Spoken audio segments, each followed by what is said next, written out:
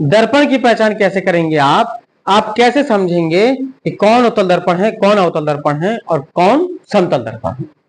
इसकी पहचान दो तरीके से की जा सकती है। कितने तरीके से? दो तरीके से। एक तो हम इसे स्पर्श करके चेक कर सकते हैं कि तीनों में से कौन सा दर्पण है, समतल है कि गोलीय, गोली का उत्तर है कि अवतल है। और दूसरा हम प्रतिबिंब देखकर हम चेक कर सकते हैं कि ये उत्तल दर्पण है, क्या अवतल दर्पण है, या फिर वो समतल दर्पण है। देखो पहचान कैसे करना पड़ती है हमको। अगर हम स्पर्श करके पहचान कर रहे हैं तो हमने क्या करा, जैसे समतल दर्पण है मान लीजिए, तो हमने परावर्तक तल देखा और परावर्तक तल को छुआ। अगर परावर्तक तल समतल है, परावर्तक तल कैसा है? समतल है, फ्लैट है। परावर्तक तल समझ रहे? जहां परावर्तक पॉलिश होती है उसके दूसरे वाले विपरीत तल को परावर्तक तल कहते हैं। जैसे मान लीजिए ये एक कांच की प्लेट है और इस तरफ हमने परावर्तक पॉलिश कर दी, तो ये परावर्तक पॉलिश कहलाएगी एक तरफ, तो दूसरी तरफ ये वाला तल परावर्तक तल होगा, क्योंकि रिफ्लेक्शन यहां से होगा। ठीक है, तो हम जब इसको छुएंगे तो अगर छूने में जो परावर्तक तल है वो समतल है तो हम कहेंगे कि ये समतल दर्पण है।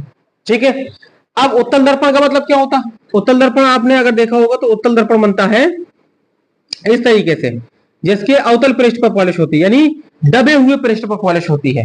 तो इसका मतलब यह हुआ कि उत्तल दर्पण अगर हम स्पर्श करेंगे तो कैसे स्पर्श करेंगे? स्पर्श करके हम ये चेक करेंगे कि परावर्तक तल यदि उभरा हुआ है, परावर्तक तल यदि उभरा हुआ, यही तो परावर्तक तल है और ये परावर्तक पॉलिश है, तो ये तल कैसा है? उभरा हुआ। यहां से हम देखेंगे तो उभरा हुआ नजर आ रहा, क्योंकि रिफ्लेक्शन होगा तो यहीं से होगा, ऐसे प्रकाश की किरण आएगी और ऐसे जाएगी, तो ये परावर्तक तल है। तो अगर परावर्तक तल उभरा हुआ है तो वो उत्तल दर्पण है, और अगर परावर्तक तल दबा हुआ है, ये देखो दबा हुआ है ना, यहां से दिख रहा, परावर्तक तल अगर दबा हुआ है तो वह अवतल दर्पण है। ये तो छू करके हम चेक कर सकते हैं दर्पणों को। ठीक है, अब प्रतिबिंब को देखकर हम कैसे चेक करेंगे? प्रतिबिंब को देख करके हमें ऐसे चेक करना पड़ेगा कि एक दर्पण हमने सामने रखा यहां पर, और ये ली हमने वस्तु, और वस्तु को हमने दर्पण में देखा, तो वस्तु का प्रतिबिंब सीधे नजर आ रहा है। आगे पीछे करने में प्रतिबिंब के आकार में कोई परिवर्तन नहीं हो रहा, न प्रतिबिंब बड़ा हो रहा, न प्रतिबिंब छोटा हो रहा, चाहे हम इसे पास ले जाए चाहे हम इसे दूर ले जाए, वो समतल दर्पण है। वो कौन सा दर्पण है?